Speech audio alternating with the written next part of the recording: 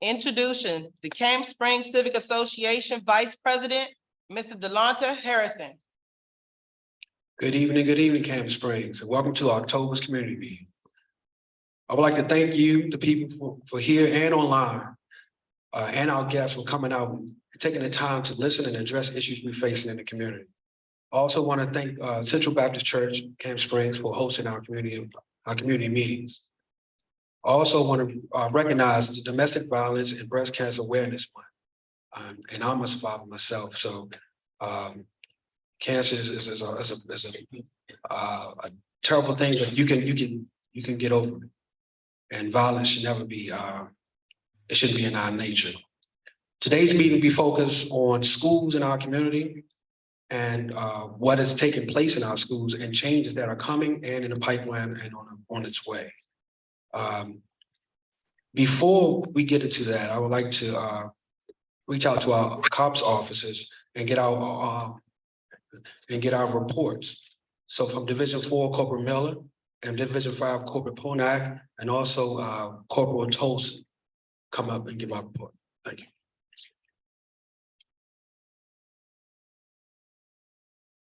Good evening, everyone. I'm Corporal Polnack, and for those of you that don't know, I am the Community Engagement Officer for Division 5, which is the south side of Allentown Road down.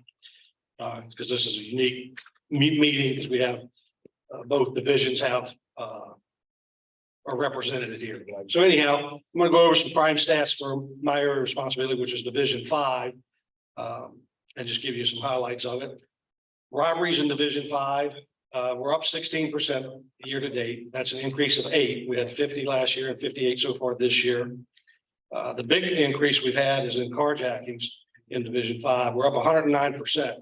We had 23 this year, 11 last year, so that's an increase of 12. Burglaries, which include residential, commercial, and other burglaries. Other burglaries would be like storage buildings, detached garages, things like that. Burglaries are we're down 7%. We had 94 last year. We only had 87 this year. That's a decrease of 7. Auto thefts is another area where we're up. I'm sorry.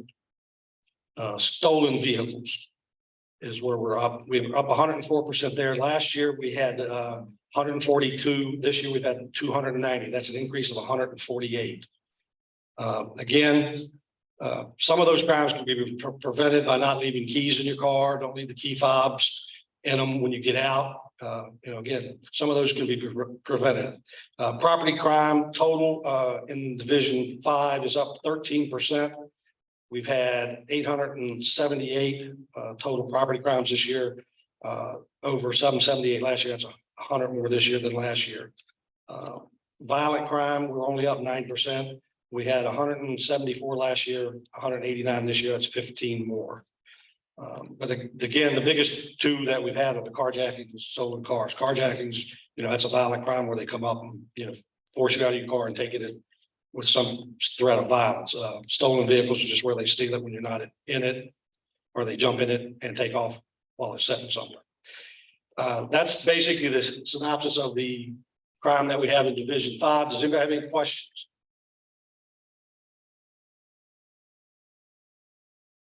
Miller, do you have anything you need to go over?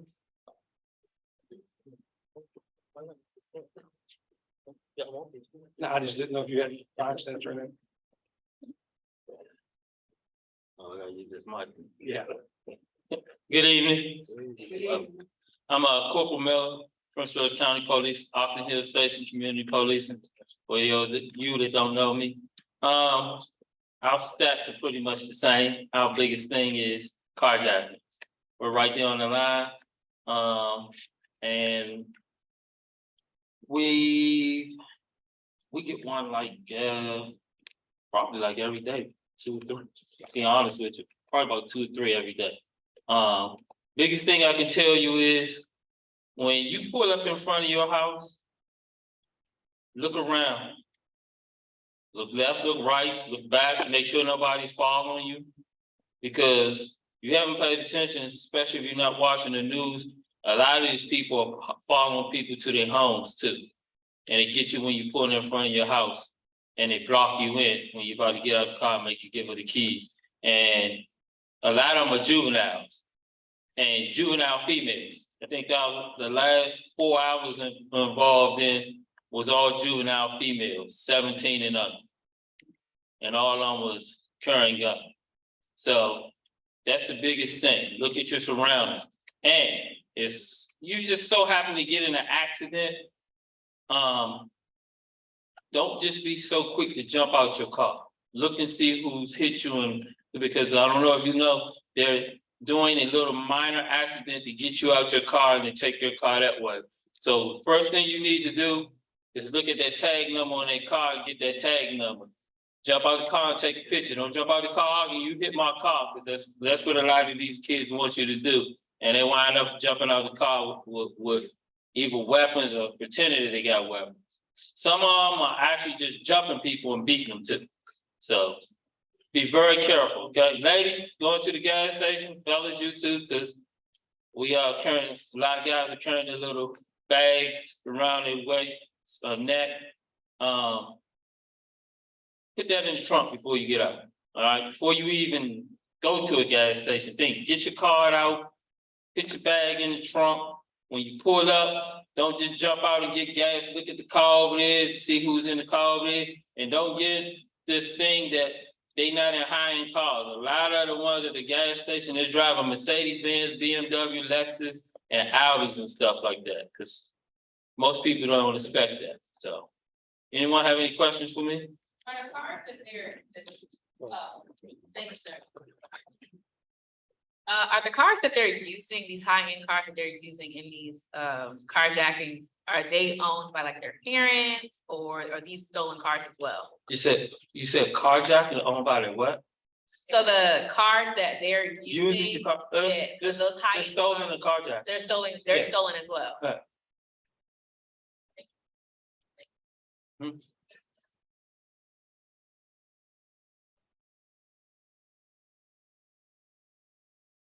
Hi, good afternoon. My name is Regina Turner Lewis. I'm overseer of HOA Association.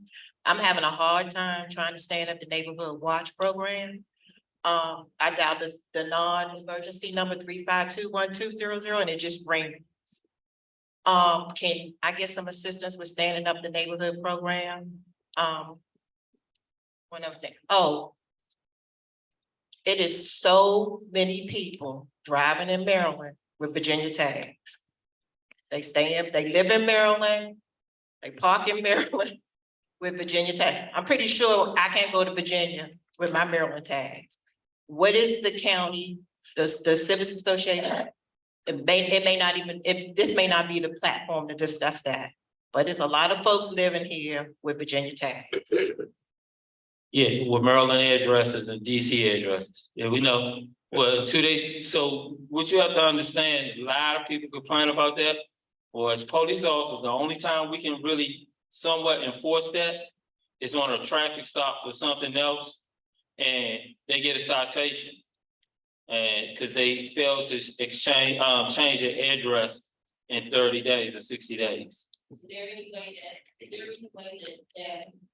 Since this is a known problem, that can be collaborated with the Department of Motor Vehicles. Case in point, my daughter moved to Virginia. As soon as they saw her tags, they flagged it, so she had to switch her tags. But moving back here, it's not being carefully watched. We can only do what the law allows us to do. You have to take that up with your delegates and Annapolis up there. So, It's mostly a problem with Virginia motor vehicle and the district motor vehicle for issuing tags to people with Maryland addresses. Well, I do know back in like the 80s, the county used to come around and audit the communities and give you citations to give them. They still do. yeah, that's the MVA, is investigators at the MVA that do that. We used to ride around with them when they do that. Right. Yeah, I don't know if they do that. I stopped doing it with them probably about 10 years ago. Okay, so is there someone we can notify? You have to contact the MVA. Okay.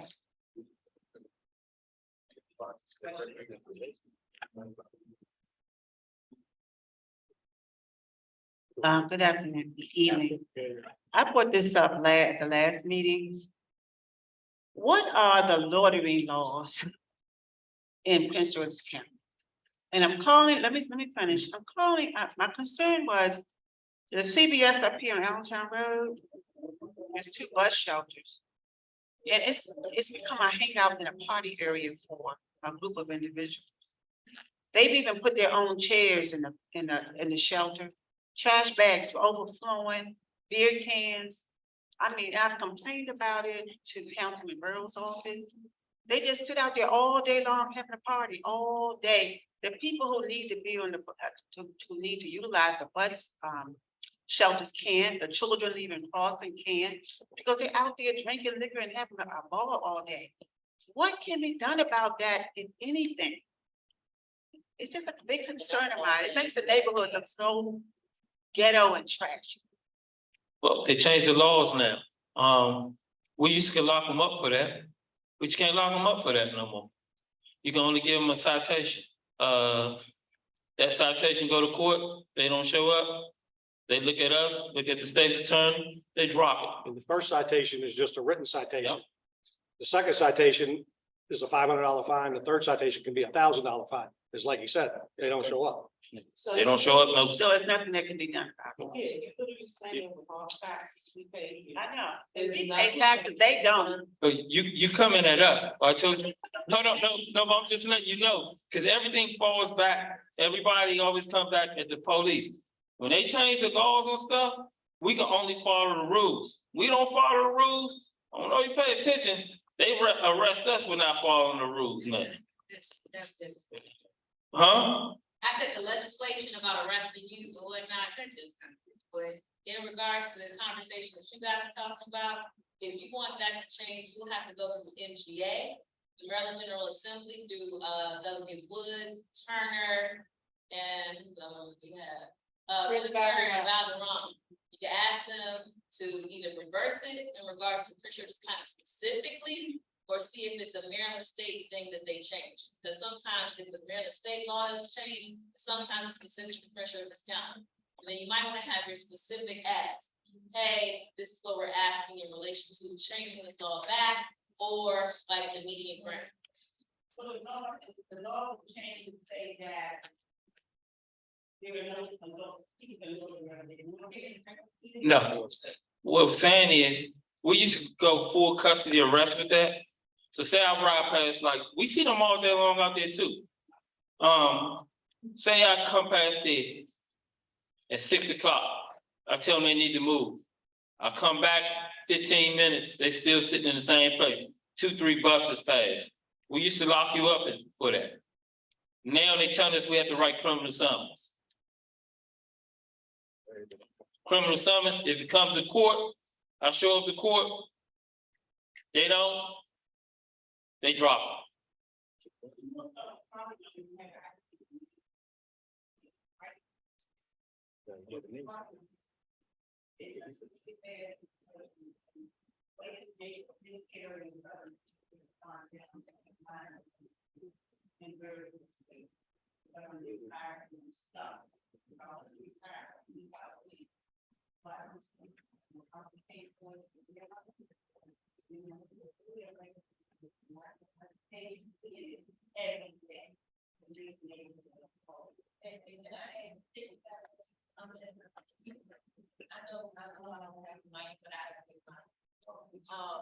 So it's a lot of outsiders. It's a lot, you see them right here on Allentown Road begging for money. It's a lot of outsiders that's in the community that make it impossible for us to live here. And this is probably not even, we would like to see the police police it, but it's probably not even in your corner. Probably need to be more addressed with the delegates. Yes, At I the think state that's, level. So on that, when you go to the ones that's Allentown Road and Branch Avenue, all that, every week we go out with Mr. Wendell Williams. Somebody goes out with him and try to get them some help, try to get them out of the street. We even offered them jobs. One guy told me no. I said, I can get you a job at Walmart down the street right now. Now I'm good. I make more money here. So you see what I'm saying? He makes more money there because so many people are giving him money. So you're gonna come somewhere where you can get something because you know people are giving it to you. So if people kind of stop giving them money, they won't come there because they're not making no money. But first thing first, this hotel here and the motel city, we sitting here talking to you guys, it is not your property. We need to get a delegate here because the hotels up there is where they live. Most of them I put out at Motel 6. Most of them guys, they cause some type of trouble and they get put out. Every one of them that you see on Allentown Road, if they come to Motel 6 on Friday and Saturday night, I work there. I put them out. They can tell you that. They're not, if they cause a problem, if they're not causing a problem, there's nothing I can do. They're obeying the rules of the Motel 6 property and they're not causing any disturbance, breaking any type of laws, then they did. But majority of them that come up there, they wind up breaking the rules and having too many people in a room or something like that. So they do get put out. But the problem is they just bounce from the roadway into Super 8. They know which hotels they can keep going to. And they go stay with somebody in that room. Even if I put them on a no rent list and all of them, they're using somebody else's name to get them a room. So that's the kind of issue that has always been a battle over the years with that. We have a lady back there.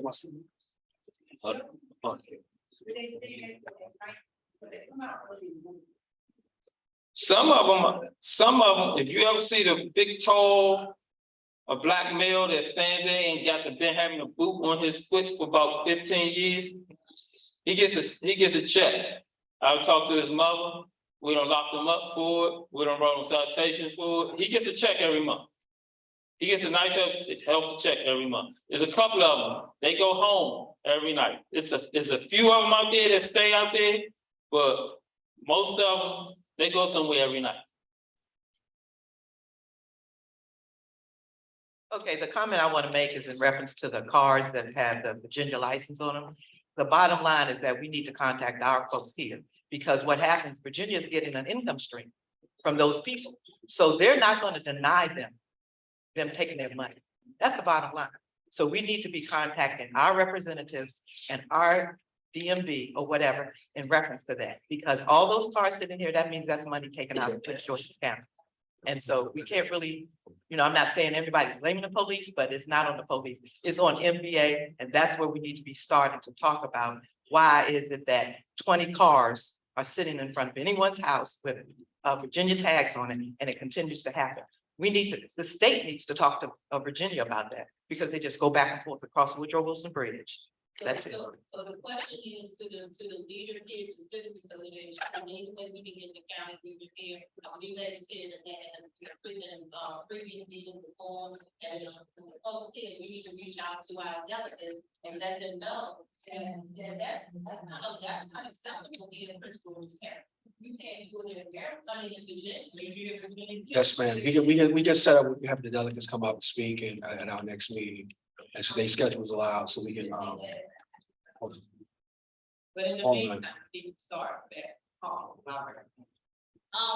Another point to that, which would help this conversation, is that a lot of times they stay registered in Virginia because the insurance companies charge higher in Prince George's County, Maryland, particularly in demographics such as Black and Brown. Well, Virginia also has it where they don't require insurance. Right, it's those. On that, And I'm going with Virginia and get that. It's mine. that's what everybody's doing. Well, what I'm saying in context to the conversation and then moving forward to a solution is that I know that there's a group that's trying to put forth a bill that would make the insurance that is already mandated within Maryland to be equitable to people of color and not at higher rates. So that could be something that goes hand in hand with the enforcement in regards to Virginia tags and people being in Maryland, but having Virginia registration. I appreciate that. I'd like to see it step up. like you said, you're right, the insurance is lower. And I'm sure most Marylanders don't want to pay. high insurance. So, it's a problem that's simmering, that's growing out of control. And it's higher for all projects. That's why.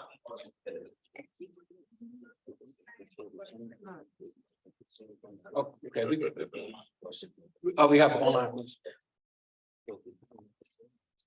Question is there a tip sheet available for people to help prevent the carjackings? If you have that, please send it over, then we'll send it out to the You community. can even call the, what's the 1-800 tips. The 1-800 tips line, or if you're on 301-352-1200, they'll send it over. Yeah. I think you mean preventable tips. Yeah, preventable tips. Oh, okay, preventable tips. Which will have the tip line on it, but do you have the flyer or anything? I can get one, I don't have it on. Cool, cool. Corporal Miller, if you could just get that to Monique Taylor, the president, Oh. and we'll put it up on our website, the Camp Springs Civic Association website, so you guys can have that. And just real quick, for the thing about Virginia, the reason why a lot of people are going on Virginia, I think it don't change to 2024. You necessarily don't have to have insurance in Virginia. So a lot of cars that have stopped, they got in accidents, didn't have insurance. So basically you pay a one-time $500 fee when you go to the MVA, and you don't have to worry about having insurance, but I think it's supposed to change in 2024. Because Virginia gonna start making people have insurance. So the problem that I'm facing, I'm the HOA president. And the homeowners in the development, they're complaining about the folks there with Florida tags, not in the military, with Virginia tags, with DC tags, and their primary address is Prince George's County. So I need some help with that. We already discussed that we need to go to the delegates on this and try to push up from that angle. The other thing I need to get help with is the neighborhood watch program. Because I know, and I met with Wendell, I know that I have homeless people living back up in the woods, behind the homes where I stay. But I do need to have the neighborhood watch program signs put up in the neighborhood, as well as the private property signs, because we got a lot of loitering, a lot of foot traffic. What's your area? I'm right here, I'm tucked in the neighborhood, I'm right off of, Allentown and Tall Oak Drive. We're tucked back in the cut where the builders found a little piece of land and built 28 homes. And it's one way in and it's one way out. What side of Allentown Road are you on? So, You on that side or this side? so if you go past Brinkley Road, Strickland Funeral Home, a few streets down on your right-hand side will be Tall Oak Drive. Okay, so. Correct, yes. Does anyone have any more questions?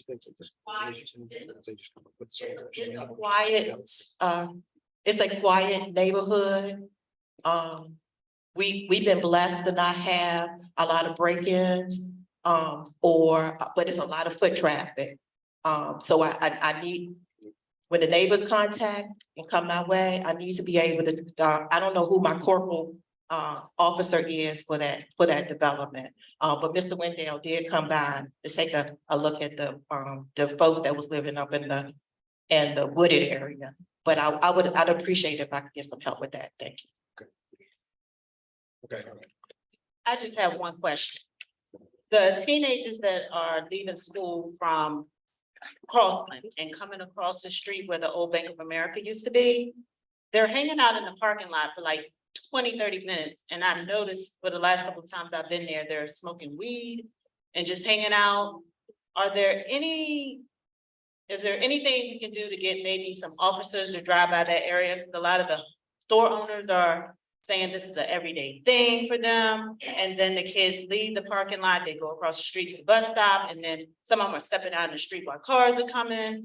And they just noticing that it's happening a lot when the kids are leaving school. Some of them are going into the tobacco stores, then they're coming out. So I just want to know, is there any type of presence that y'all can have in that area? Oh, we'll let the school resource officer know. See, what they do is they know most of their students, so they just ride past, ID them and put charges on them that way. But just remember the juveniles, Oh, we know that. ain't nothing gonna happen to them. We know that too, but it's just the store owners, that, you know, people are like, they're here. Yeah, and we just want to know if there's something that, I mean, I don't even see the resource officers out there. The whole time I've been out there, I'm like, where's the resource officers, where's the police? And especially these kids are young, they think nothing can happen to them. But when they're stepping out into traffic and running across the street and into traffic, it's like, as soon as something happened, the parents are gonna be complaining. But if you're not, you know, trying to teach your kids what to do and make the right decision, it'll come back on us. So, I mean, I was just wondering, like, what's the protocol? I know they're teams, I know nothing's gonna happen, but that's the excuse we gotta stop using. We gotta make sure we can find some kind of way to step up our game in our neighborhood. That's all. Just make sure people are following. When they're seeing it, just call, don't just assume it's officers around, if they see it, and a group of kids hanging out, just call them on emergency, and yeah, we know an officer will be dispatched out to address it. Cause sometimes by the time the non-emergency Yeah, right. officer get out, the kids are gone. Right. It's just like, they're, you know. But even if you call the school resource officer here, especially if you say school students, so they'll come out, most of them are not. Unless it's one of the roving school resource officers. Most of them are staying, they don't come out to school. So you got some that rove and check for truancy. So, but if, like he said, if you call one of them here, then they'll go check it out. They do have a security guard, have a security company that works over there. But the problem with that is the young lady is just as young as they are. So the company needs to contact the security company so they can send somebody over there a little more mature. Because my nephew used to work over there as a security guard. He went to Crossland. And the kids over there know him, so they know to keep going. And not to go in any of those stores over there. But he since left, and now they have a little young girl, and she's 25. And we're willing to bet you that she goes right around the back to the office when those kids get out of school. So you might want to check who the company is that's supposed to be patrolling that area to see if they can get somebody out there a little more mature. Because she can't do it. Have an online question? We have an online question. We used to get the crime stats. Now we don't get them anymore. Now they're just asking, can we begin to get the crime stats again, so we can post them on our website?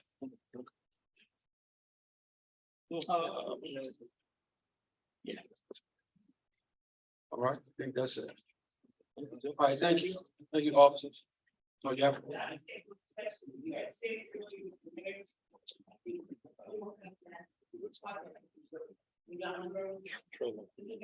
The ones I've been on.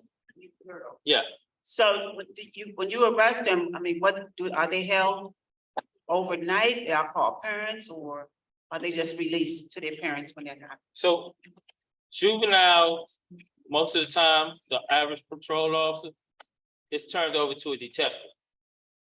So the detectives, they handle that. I'll just be honest with you. Most patrol officers, they get the initial, and if there's a carjacking, we have carjacking detectives that take over the case and they handle it. Some of them are, it depends, like the last one I had was on Branch Avenue. The driver, she just got out from carjacking somebody the week before. She was bragging about it. So, So, is it a game? is it a what? these individuals, are they doing it because it's a tag, you know, I know they race, right? It I did- know they race franchise. Is it a tag, is it a game, is it I mean, what's behind it? Is it, are they taking the cars to the chop block? Why, are they saying, are they revealing, why they doing it? It depends. I mean, I'll be honest with you, it depends. It depends what group and what they want with the car. I mean, they ain't necessarily gonna cooperate with us. They're not gonna tell you all they info. I mean, like I said, the initial control officer, once they turn it over to a detective. So we pretty much don't, you know, Right, so what I'll try to do is get with the carjacking unit and have them to come explain what happens after they arrest these, arrest these youth, and then they can tell you guys what's the next process. I think that's fair, because our officers here don't know. They catch them initially, then they hand them off to those officers. So we'll have them to come up and explain it. I think that's best for the community, so they know how the system works. All right, thank you, guys. All right. Can you come up with Ms. Chambers? So whereas we can address some of the Good evening, everybody. Good evening, everybody. My name is Liz Chambers. I am the Director of Constituent Service for Senator C. Anthony Muse and Delegate Veronica Turner here in District 26. I am going to say to each and every one of you, I hear your concerns, and I will take it back to the legislative team. And that team does consist of Delegate Woods, Delegate Valderrama, Delegate Turner, and Senator is our senator. However, each one of them had a previous engagement and could not be here tonight. So I'm here to represent. I am going to give you my email address as well as my phone number for all the concerns that you have for District 26. I'm asking you to send me an email. And on your email, please put your address and your phone number. And I personally will call you. And I will personally make sure that Senator Muse, Delegate Turner, Delegate Valderrama, and Delegate Woods are made aware, as well as we will collaborate with Councilman Burrow's office. My email address is district, DISTRICT, the number 26, constituents, CONSTITUENTS@gmail.com. My office number is 301-383-4791. Senator Muse's office number is 410-841-3092. Delegate Turner's is 301-858-3212. I have those because I work directly for Senator Muse and Delegate Turner.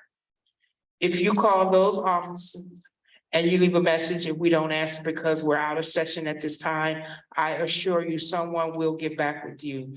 The emails normally when it's concerning the constituent comes to me directly. So as I said once before, please don't hesitate. You can call me, you can email me, and I'll assure you that I will call you back. I might even call you at 5 o'clock in the evening. You might be eating dinner, but I will call you back. And Liz Chambers. And also, while I'm standing here, let me get this out the way. Let me bring you greetings on behalf of our pastor, Pastor Lincoln M. Barris Jr., the First Lady Angela Barris, and the entire Central Baptist Church. We greet you in the name of the Lord Jesus Christ, and we thank you for sharing your time at the Civic Association here at our church. Thank you. Now, we have that information that we can take our information and get with her and get with the delegates so we can talk about these situations that we have as far as the laws. I think that's very important. It takes all of us to do that, you know. Yes, ma'am. Well, before you go to the education portion, I know Councilman Burrows isn't here, but he did launch a program specific for District 8 residents. If you don't have a camera on your house, and you live in a single family home, and you have like the internet, email, or whatever may have you, and you're able to create an account, they will give you, you have to fill out, I guess, the form or whatever may have you, but it's a program specific to District 8 residents that will allow you to get cameras and security for your home. Are you sure it's for District 8? Because I just got notifications to the District 7. So Crystal Orietta has a program for District 7, and Councilman Burrows has a program for District 8. And there is a countywide bill that County Executive Elsa Brooks hasn't funded. And that's why county, Well, I was just asking. no, I'm clarifying. Yeah. So there's a countywide bill that is gone through, that is supposed to be for the whole county. County Executive Elsa Brooks has not funded it. And that's why there is a program for District 8 and District 7. Thank you so much. All right, we're gonna bring up, before we get to the education part, we're gonna bring up our membership chair, April Price.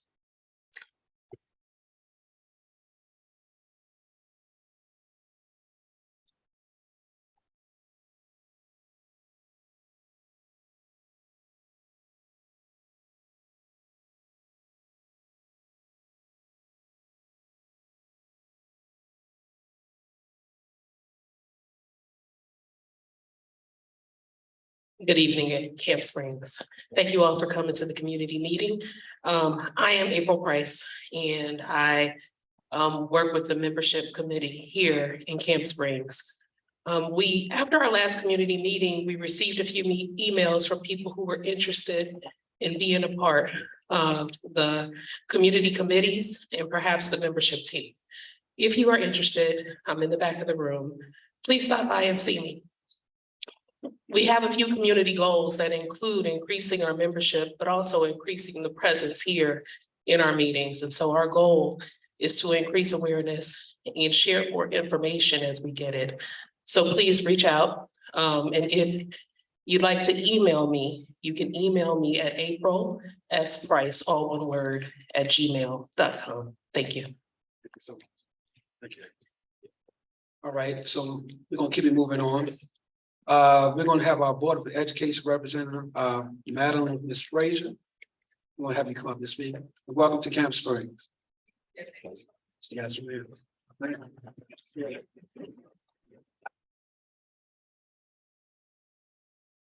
Good evening. How's everybody doing? I am Madeline LaSalle Frazier, and I am your District 8 School Board member. I wanted to share a little bit about me because I'm recently appointed. I've been in the district now for 1.5 years.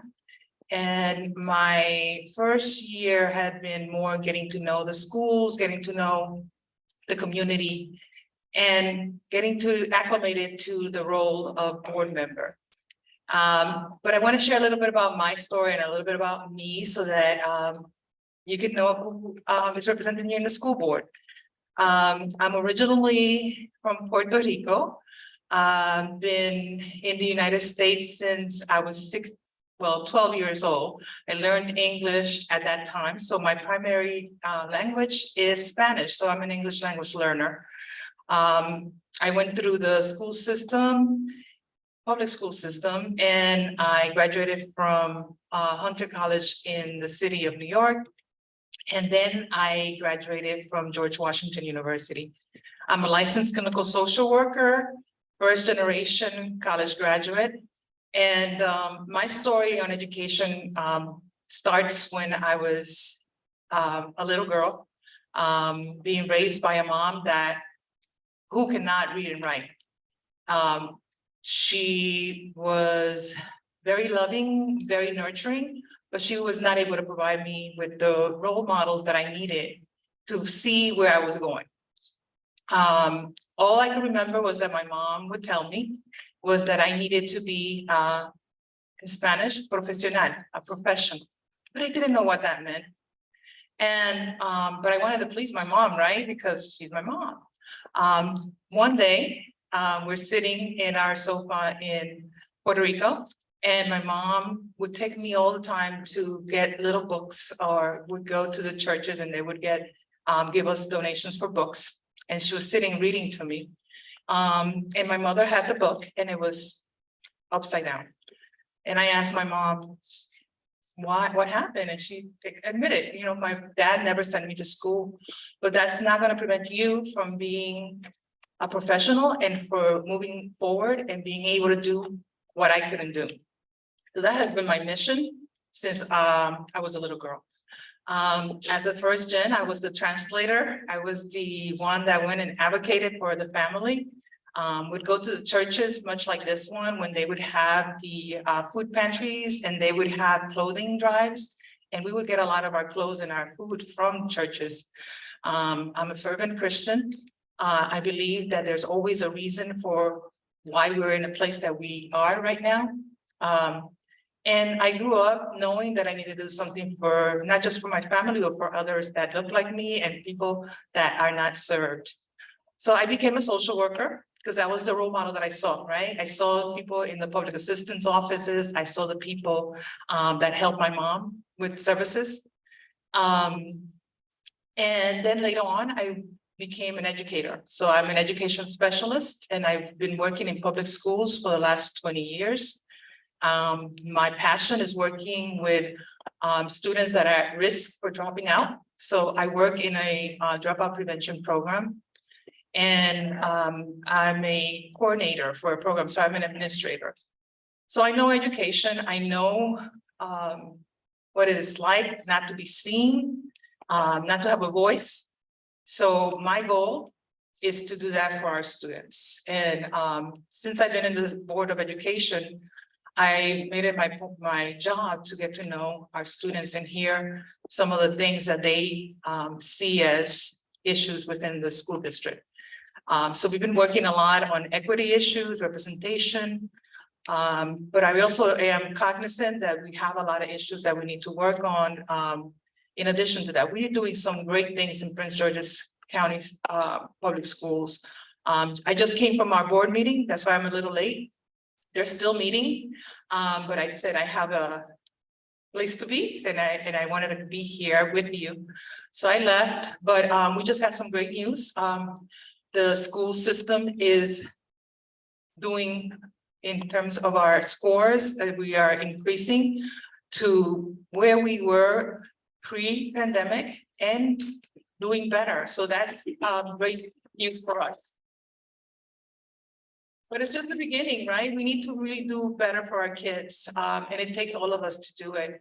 So one of the things that I want to make sure that I share in my message today is that we need you in our schools. We need you to volunteer, to come in and be role models for our kids. One of the biggest things that our kids need to see is that community members are doing great things and they're coming into the school and volunteering and helping our schools.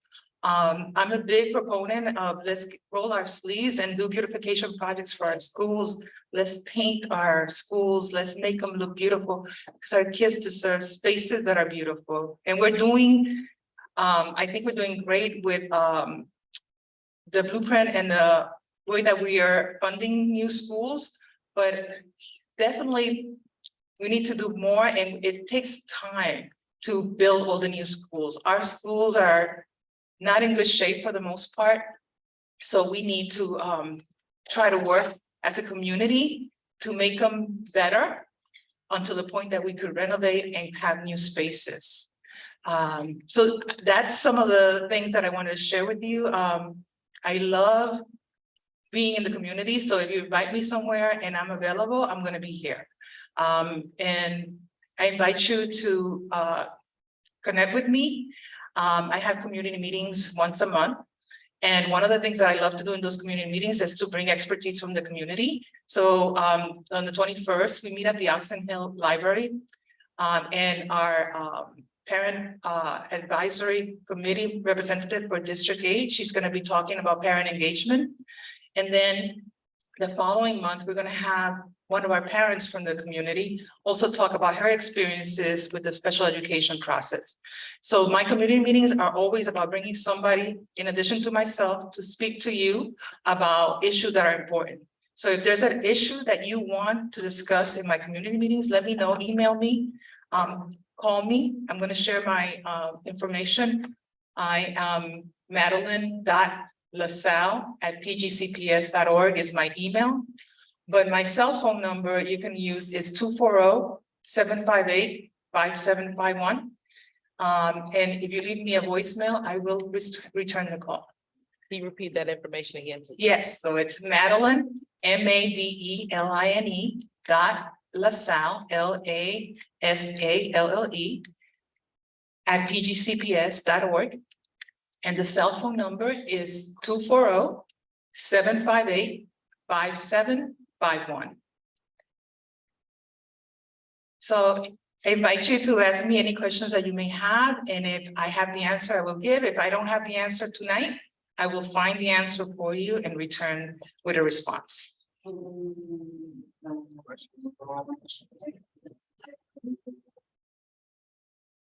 So I remember a while ago, there was a big push to rename a school for Sotomayor, and which I thought was a wonderful thing. What is the update of the status of changing all the names, the slave owners that the children go to school under in Prince George's County, particularly in our district, such as John Bain? What's the status of that? Because I saw all those school board meetings, and how heated a debate it was, but I know we just finished revising our policy. So one of the things that we inviting the community, if you have specific schools that you want to bring up, please send emails. Like, for example, if you're interested in us looking at one specific school, bring up an email to me or to the board members so that we can bring it up. Come to the board meetings and talk to us so that we know that these are issues. There's definitely an opportunity for us to go and inventory all the schools that need to be changed, because I think it's important that we do it. So a couple of things. I attend and watch school board meetings regularly.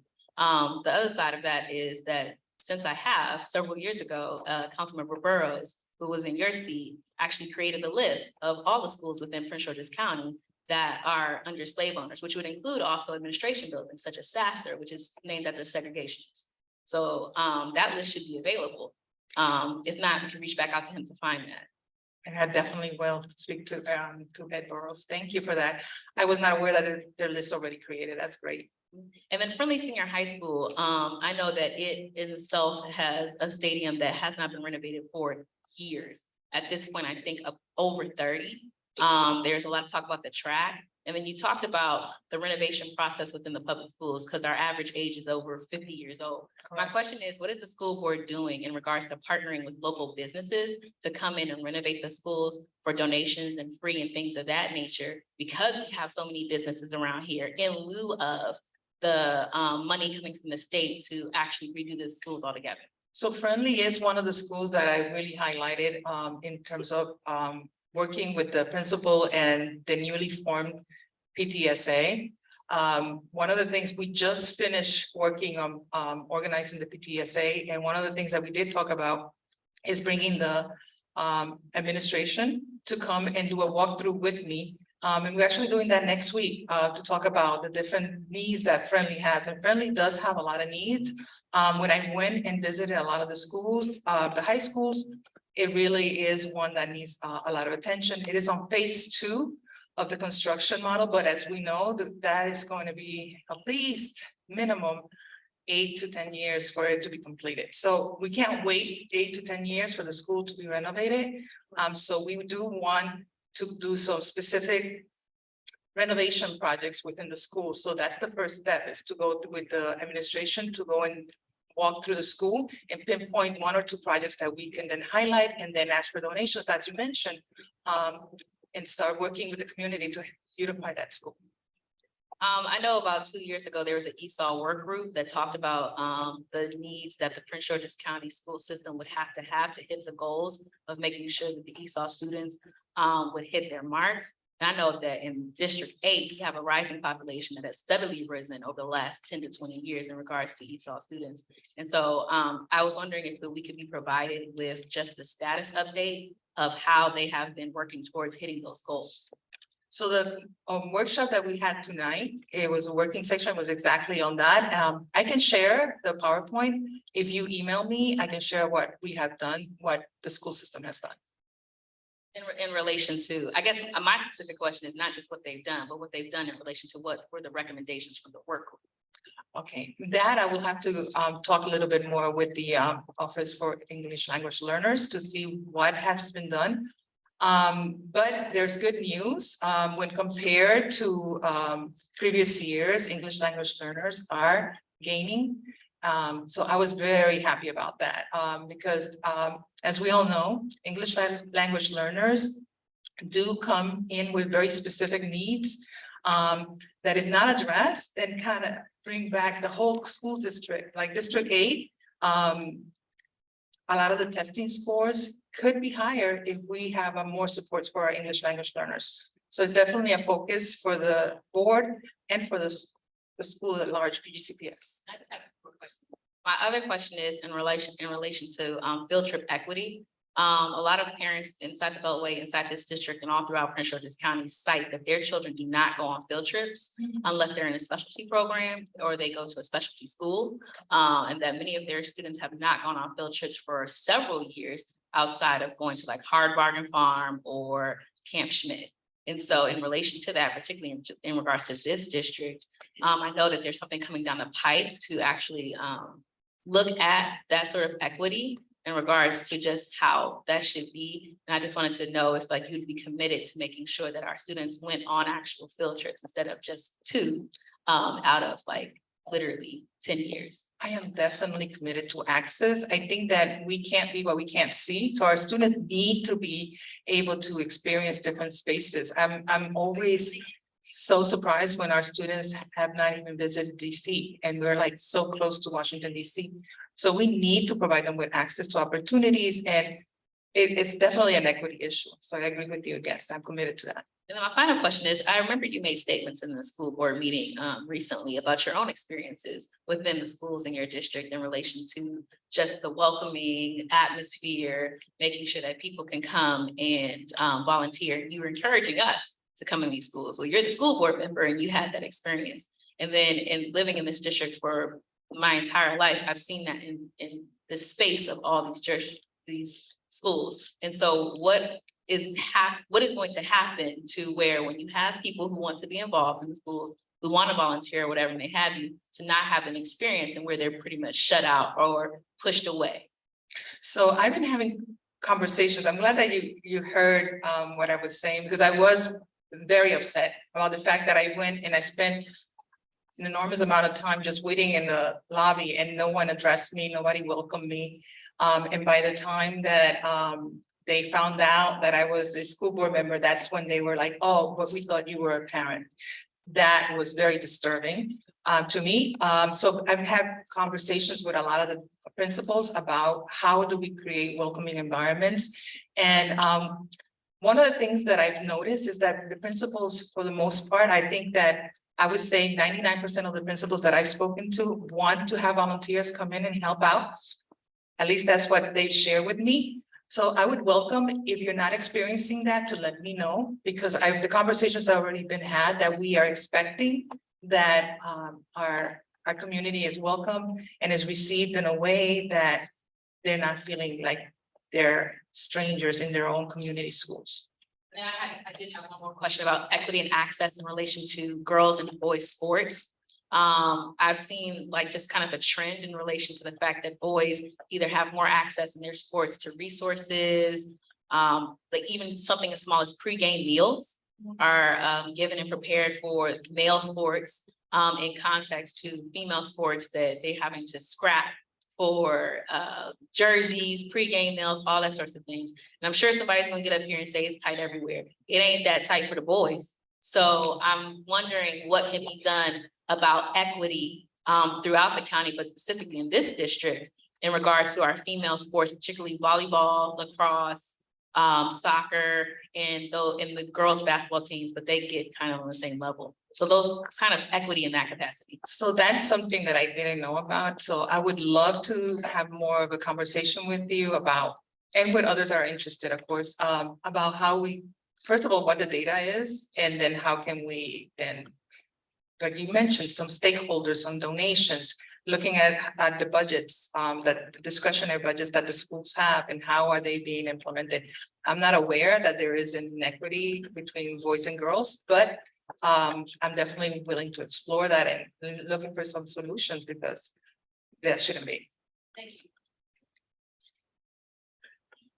Hi. My question is.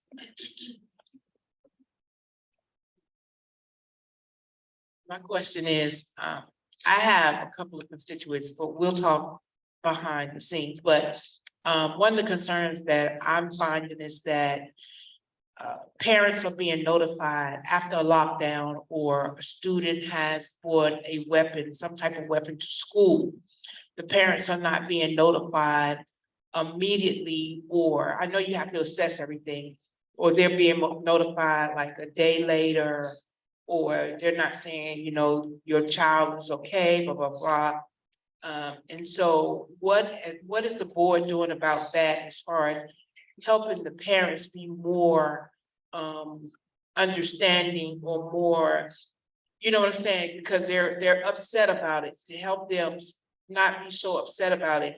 Like I said, I'm getting a lot of emails about a weapon, the school was on lockdown, they didn't know anything about it. I got one today, matter of fact, but I'll give it to you later. Okay. And so I personally say, well, I thought that you all notified them immediately, but is there a process that you all have to go through before the parent is notified? I guess that's the way I should say it. So as a matter of fact, I heard the same issue in our community meeting when the superintendent came to District 8 this week. And that definitely should not be the case. Parents should be notified immediately about any incident. They should also be notified about things like the parent that I remember the conversation. He talked about environmental situations like the HVAC not being up to par. Parents should be informed. That should be something that we strive to do immediately. I'm going to talk to our superintendent about the process because we do have a new communications department. We do have a new superintendent. So making sure that we have some system in place that is uniform across all schools. Because I know that some schools are really great about putting out the information right away and others lag, and it should be uniform. So how are we trying to structure that so that we have a system like maybe Parent Square or another system that actually informs the parents immediately? And with Parent Square, it translates it immediately to different languages, which I think is important too. Thank you. So speaking of translating things into different languages, we have been trying to brainstorm and think of ways to bring some of our non-English speaking residents here to the community. Community members, parents, we do community cleanups. So do you have any suggestions or is there any help available to help us translate some of our materials into other languages like Spanish? So there's multiple issues with that. As the Latino community, literacy levels with parents at times may be very different. So sometimes if we do everything in writing, our parents are not getting the messaging, or if we do it via emails, they're not getting the messaging. So it's important to do, for us, it's more about that relationship building. So having people that speak the language and outreaching personally, going to the community businesses that are locally owned by Latinos and spending some time there just chatting with them and letting them know about the services that are available. From my own experience, I know that churches are highly valued in the Latino culture, and providing services like providing the food and providing clothing drives and things of that nature bring a lot of the families. I know that my experience wouldn't be what it was if my mother wasn't be able to access all those different services that were provided by local churches. So letting them know, but letting them know in a personal relationship way. So if you have bilingual members that can go and do, then that would be a really great way. I also have ways to advertise within Facebook or WhatsApp. I use that to send information out to our Latino constituents. WhatsApp is a very huge way for them to communicate. So knowing how to communicate to our community is very important, and being culturally sensitive to how they communicate, and we are very relational, so it's important to get to know who is speaking to us and the why behind it. So if you don't have a bilingual person and you perhaps want to create an event, having people like myself and others advertise it for you so that they know that it comes from someone that they respect within the community. So those are my advice. But far and wide, it's really just getting to know them and sending them information at different levels. So you can do the flyers, you can do the Facebook, you can do WhatsApp, and you can do the in-person connections. So I have so many concerns and questions about just the school in general. My son attends Stephen Decatur in the specialized program, the CRI program. I volunteer, my mom volunteers. They are all about getting the community to volunteer. But it's like pulling teeth. That school, I don't know how you all can do a better job at engaging the parents. There are over 700 students at that school. Every time we have, I don't know, like some type of Zoom, there are not even 200 parents that show up. They had a TB outbreak, and now the COVID numbers are going up. There were a total of, I think, 18 people on the Zoom call, and only 4 were parents. And so we get the notifications, we get the robocalls, we get everything. The parents are not present. The behaviors of those kids is egregious. And, I'm just kind of like, if I could take my son out of that school, I would. Just because it's the kids are kind of out of control. And, I am that parent that is there whenever I can be there. And so I have a good rapport with the teachers, with the administrators. And so I'm asking them, why are you not sending them home? And so one of them told me that there's a new code of conduct or something where the kids, where they can't send them home. They have in-school suspension. What is that? Like, that's not helping with the behaviors. There was a instance on Friday where 2 little girls got in a fight. One little girl called her entire family up there to come and fight another little girl. And I'm like, what is happening? They have security guards there, 2 that do nothing. I mean, it's just, I just don't understand what's going on. I just don't understand. I mean, and I don't, it's sad because what we tend to do is remove our kids from the school and put them in private school. I'm not going to do that. I'm going to make you all, or make the county do what they're supposed to do. But I'm one parent. I do what I do. I write letters, I go up to that school, but I'm one parent. And so I'm like, when are you all, go do a site visit, go do something, be present in that school. I just feel like there's a huge void of everything.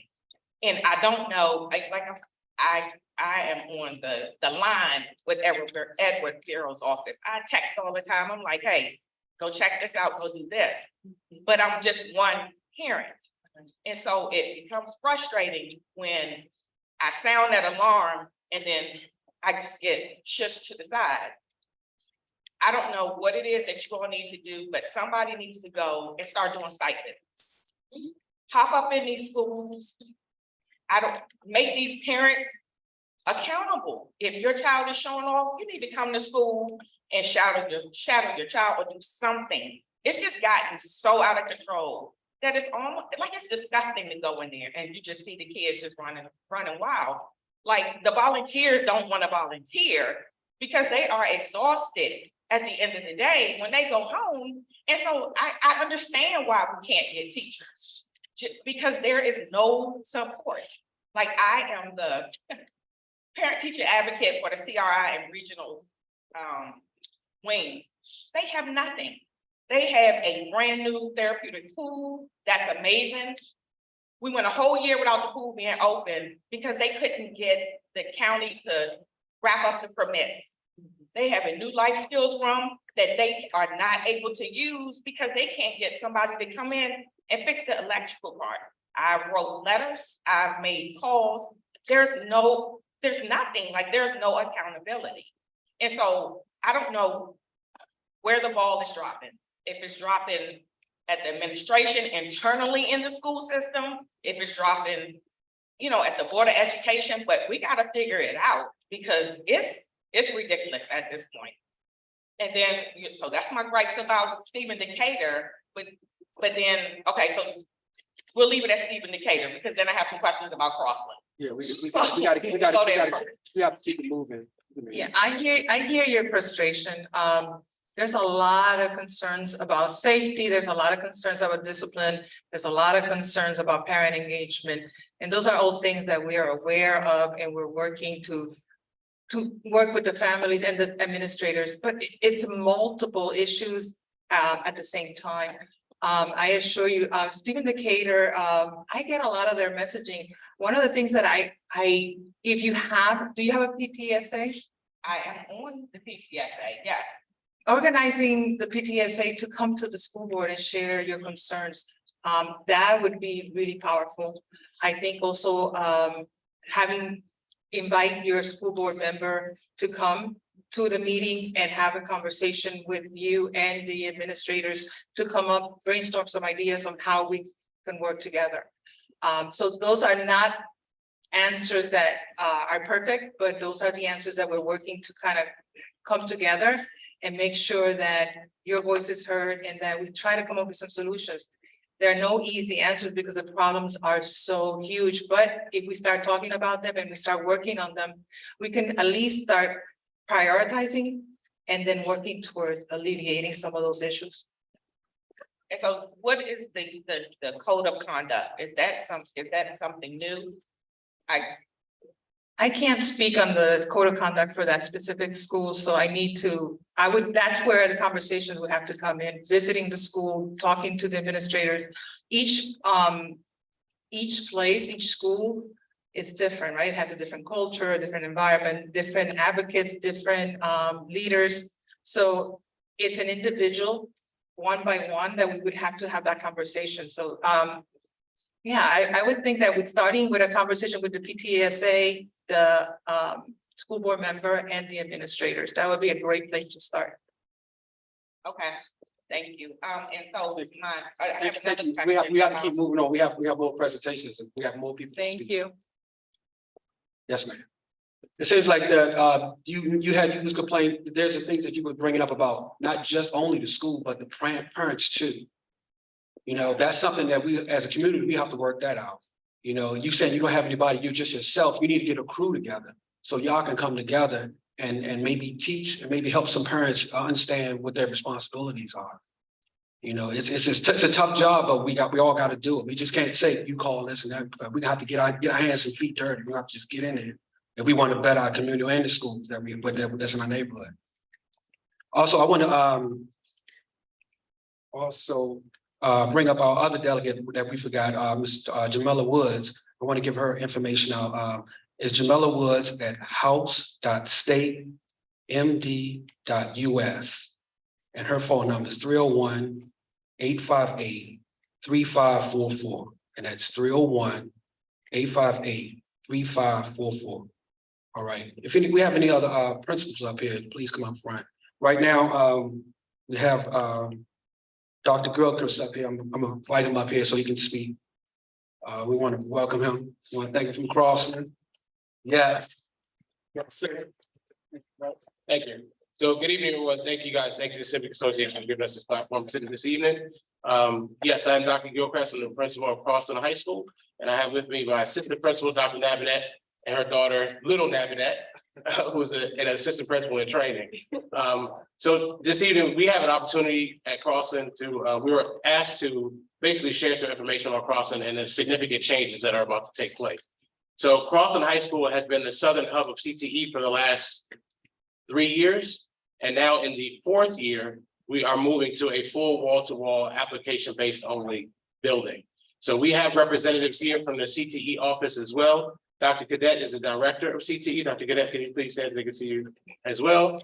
So we are in partnership with the CTE office on a regular basis about this new endeavor moving forward. So there are going to be several questions. There are going to be several concerns and issues that we have to work through, but just know we are working tirelessly to make this happen. We are in the MGM boundary for that, the past money that has come through with that legislation over the last 4 years. So we benefited from that and able to boost our CTE programs, and therefore we are now able to make those programs grow. So I'm going to give you a little bit of data as well, because it's not just going to be CTE, but academically also. So I can tell you over the last 4 years, we've had, my tenure at Crossing has been 5 years. And over that time period, we've grown from 12 to now 19 CTE programs, again, with the partnership of the CTE office.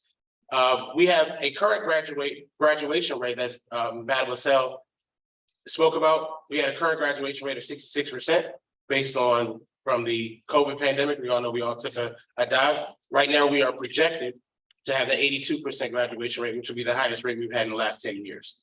So we are very, very proud of that. We need 196 kids to graduate on time this between May and next August in order to hit that 82% rate. And right now we have, if graduation were tomorrow, we have 66 kids that will graduate tomorrow. All right.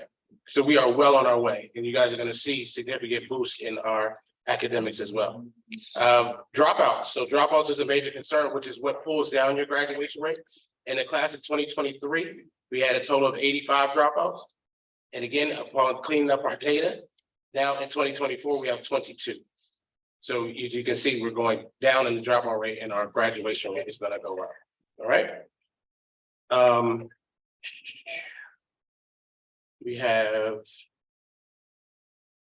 There have been significant improvements to the building. So like the beautification projects, I can tell you, November the 15th, around the 15th, is the projected date for us to have new bleachers installed on the compound, in the track and the football area.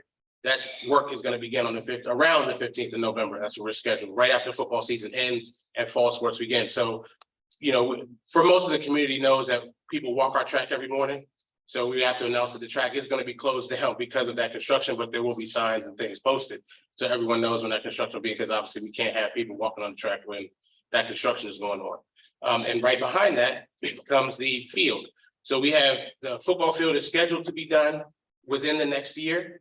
The bleachers are getting done this year. We also have the gym that is being done next summer, right? It was previously scheduled for last summer. Due to whatever the funding issues were, they are now cleared up, and the gym will be renovated for next summer as well. All right. If there are specific questions about Crossing, I am here to answer them, or someone on my team will also be able to answer them. All right.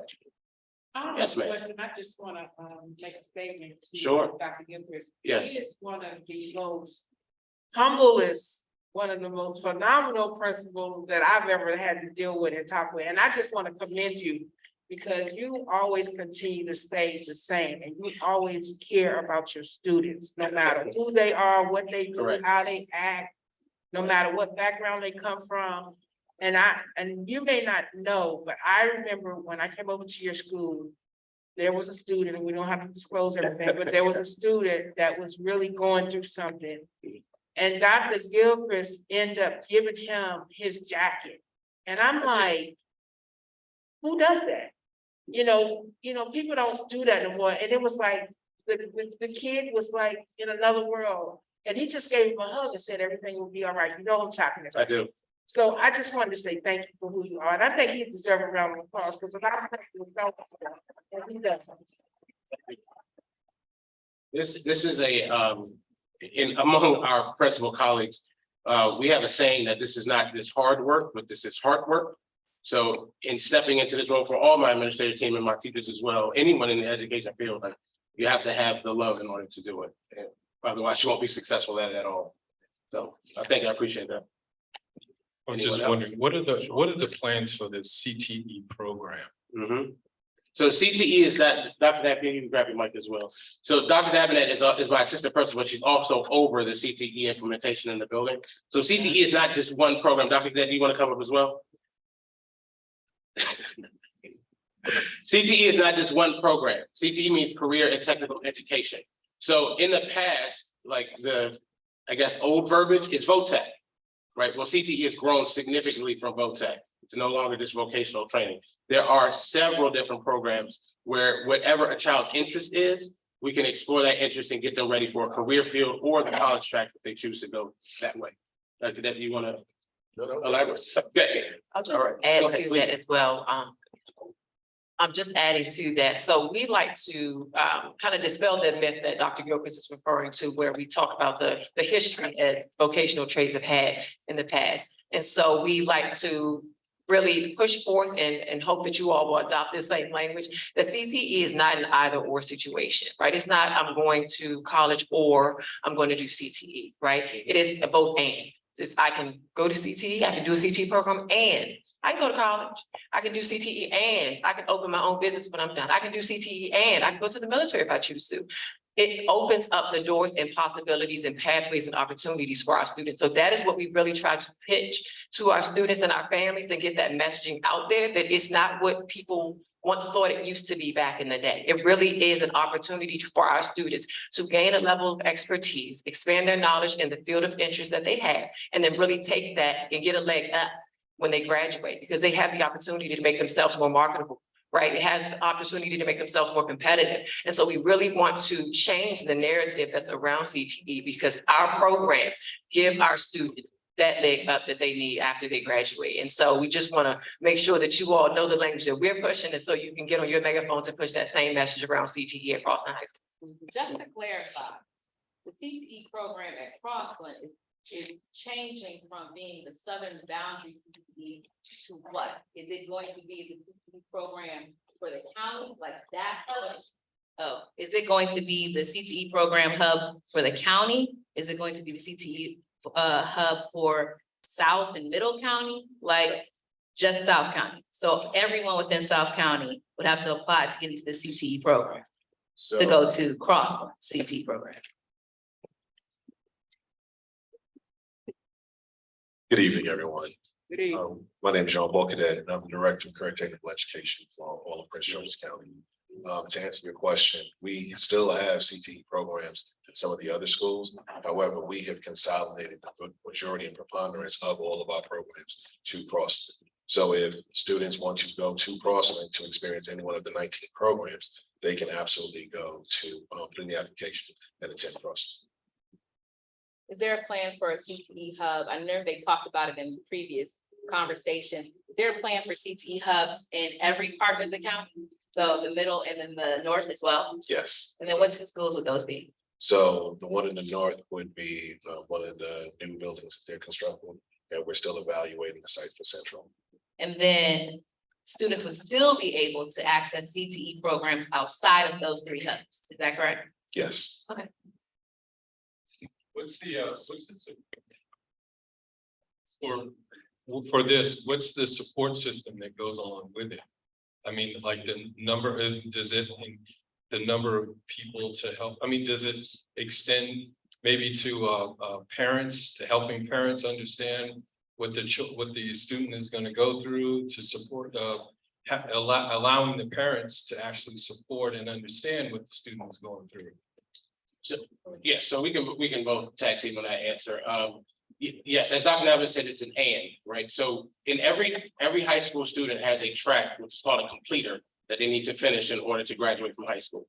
Well, that completer is what we're taking and placing in their CTE program, right? So by Maryland law, they have to have this completer. Completers can be world languages or other programs, but it's something additional to just their regular traditional high school experience. So for us, where we are in it really sitting on a gold mine, as we have the opportunity to what we call have a child be crossing qualified, which means they are walking across the stage with not just a high school diploma, but some type of industry certification to say that they have done their high school work and more, right? So it's never a situation of, I'm just getting a barbering license. No, I'm a high school graduate and have a barbering license.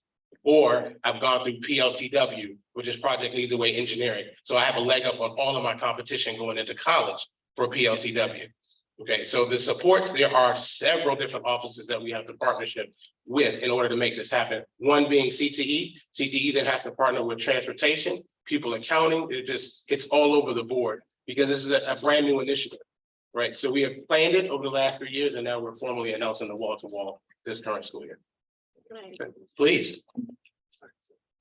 And just to address the parental aspect of your question, so one of the things that we are trying to implement this year at Crossland specifically is a CTE Parent Advisory Committee or Council that gives voice to the parents to be able to voice the ideas, provide feedback and input about how CTE operates at Crossland High School, and also to add an additional element of support. So I've said it out loud, I'm on film, I'm on camera, so now you all hold me to it. But that is something that we're trying to get up and running. So give us some time with that, and we will definitely be reaching out to solicit participation from parents who serve on that committee to, you know, bridge that gap and then also establish that partnership.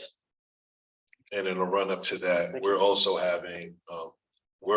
doing a CTE town hall open to all parents and stakeholders within Prince George's County Public Schools so that they can have a better understanding of what we offer and what we do. And then we're also going to partner with the school to have another parent open house. I believe sometime around December or January, and then we'll have another one in the spring. Is there an opportunity for kids that are in the CRI program or the where they're phasing out the CSCA classes to participate in that program?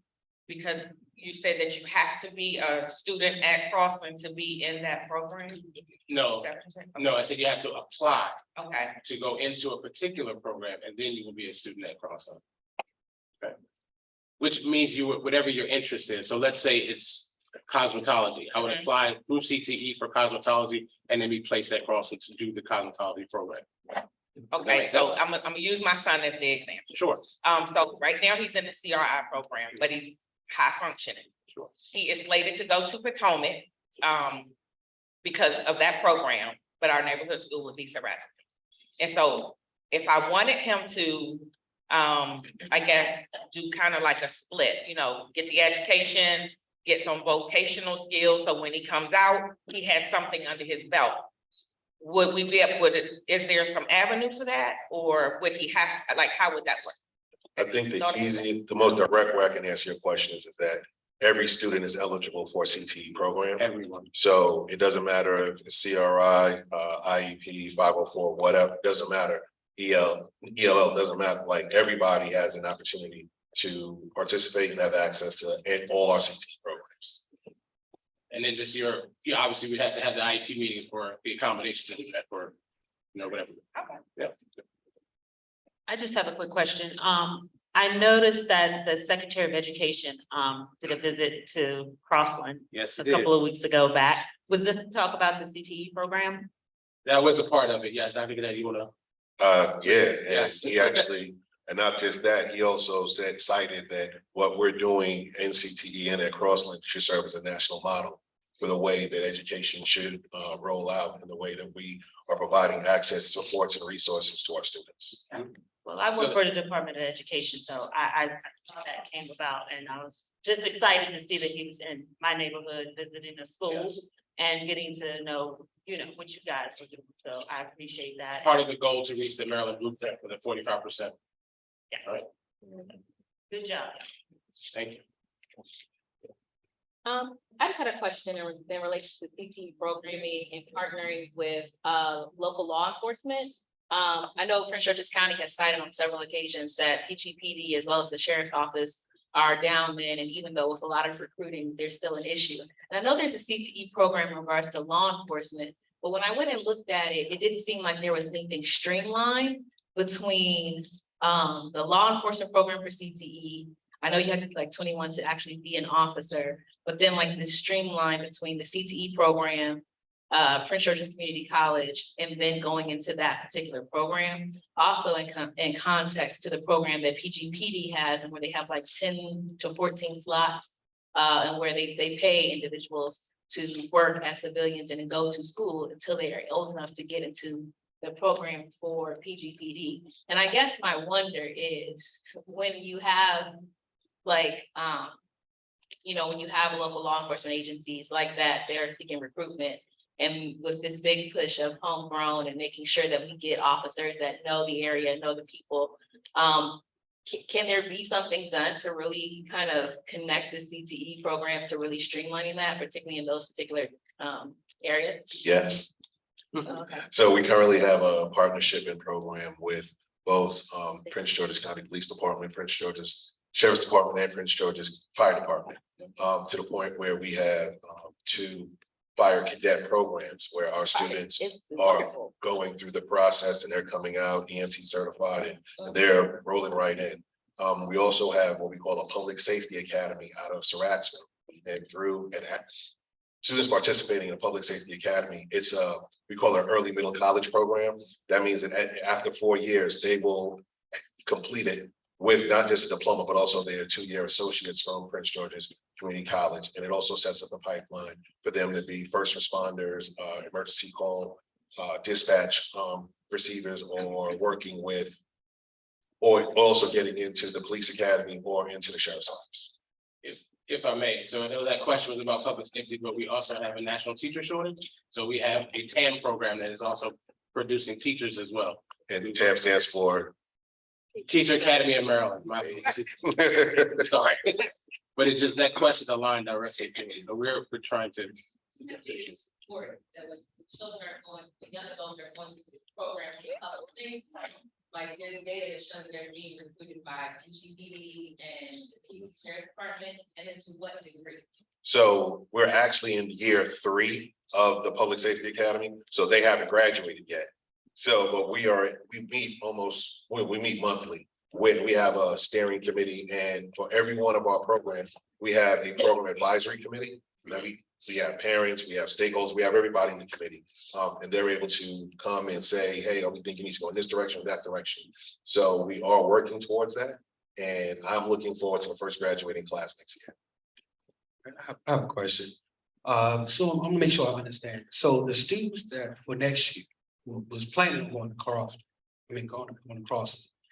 they will have to apply to CTE if that's their neighborhood school, or they will have to find another place to go. Is that correct? Yes. Well, They wouldn't find- that's fine. They would be placed. right. So the idea is that any student that's currently an 8th grader that would traditionally just roll over into Their neighborhood school. into the neighborhood, right? That option does not exist, will not exist. Pending board approval, at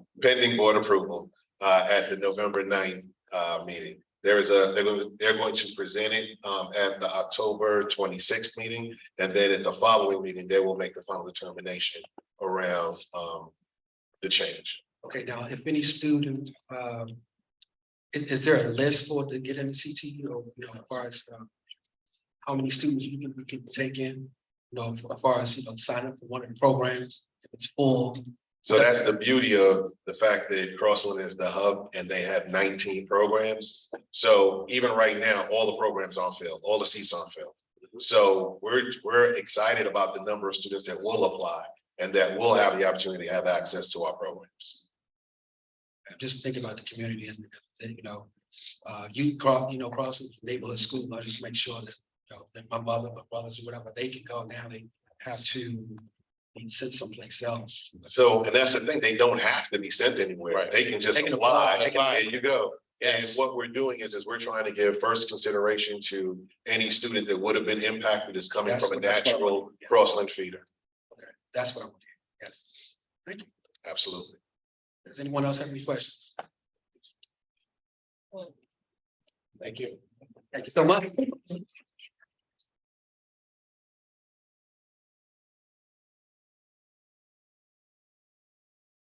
All right, ladies and gentlemen. We almost out of time. So I want to thank all my guests that came up. I want to thank the residents, the people online who stayed to the end. We have a good conversation. We're one community. We should be having these talks all the time. And here in Camp Springs, we're going to continue to do that. Our next meeting is November the 9th. 2023. And I hope that everyone can be there.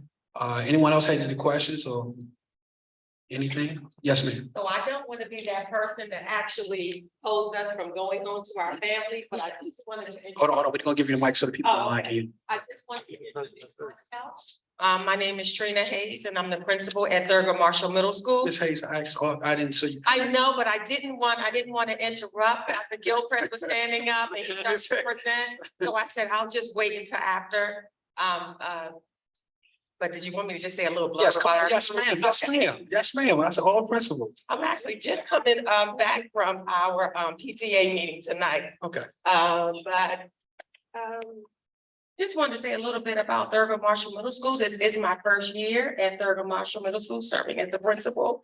And I wanted to share our 3 priorities with you all for this coming school year. So based on our data, our first priority is our math and making sure that our students have all of the resources that they need in order to successfully complete the standards that are required for them, successfully complete the standards that are required for them in the area of math, whether they're in 6th, 7th, and 8th grade. And that is actually a county initiative overall. And our next priority is just safety. So I'm sure you all have seen some of the videos, but we do have students who do not like to follow the rules, right? So in that case, that our main priority is to make sure that our students are in a safe and well-supported environment. So we have 2 security officers. We have implemented several structures within our school, and I'll just give one example. So no longer are our students, 6th, 7th, and 8th graders, when they transition to their classes, they are actually supported with administration and staff members. So when they leave from first mod to go to second mod, we're actually assisting them in that transition. So if you all will remember when you are in school, when you actually changed classes, you left that class and you just went on your own. It's not like that at Thurgood Marshall Middle School. Just to help with making sure that the environment is safe and secure, our assistant principals for that particular grade level walks the students to that next mod. So it's actually a staggering process. We also have several supports, social and emotional supports within our school building. So we have a school psychologist, we have a mental health clinician, we have a social worker, and then we have 3 amazing counselors that support us and our students and our families. We also have a program which is in many of our high schools and middle schools, which is Hillside, that supports our students and our families with any type of needs that they may have. And then our last priority at our school is for our multilingual learners. And if you look at our data, we have made some increases, but we still have a ways to go. We have over 40% of our multilingual learners that are level 1 and level 2, which means they are newcomers or beginners. And with that being said, one of the things that we did this year is we made sure that I'm laughing at myself right now, you all, because I could talk for days. And I'm like, wait a minute, Trina, remember the time. But I'm just gonna say this last piece. What we've done, we've hired an additional staff member, multilingual ELD teacher to help support our students, our multilingual learners in our classroom. So now and I'm excited to say that we have 3 multilingual or ELD teachers to support all of our students whose English is their second language. And this is my last piece. We have a lot of incentives and things that we have in place for our students this year. We had our first PTA meeting. This is the first PTA meeting that we had at Thurgood Marshall Middle School in 10 years. So I am super excited about that, y'all. And today, so our meeting was at 6 p.m. Today. And so we had a very nice turnout. We had over 45 parents to come. This to be our first one. Yes. If you all know any parents or students in the Thurgood Marshall community, invite them to our PTSA meetings. They are the second Thursday of every month. So the next one is November 9th. And I thank you guys for giving me the floor. Thank you. Any questions? My information, thank you. So my email address is Trina, TRINA .Hayes, HAYES @pgcps.org. And you can call our school anytime. Our telephone number is 301-702-7540. Thank you. Anyone has any questions? Any questions? No. All right, so thank much. you. All right, thank you. All right, thank you. 45? That's a lot of friends. Hey, that's what I'm talking about. All right, does anybody have any other questions? Oh, yes, sir.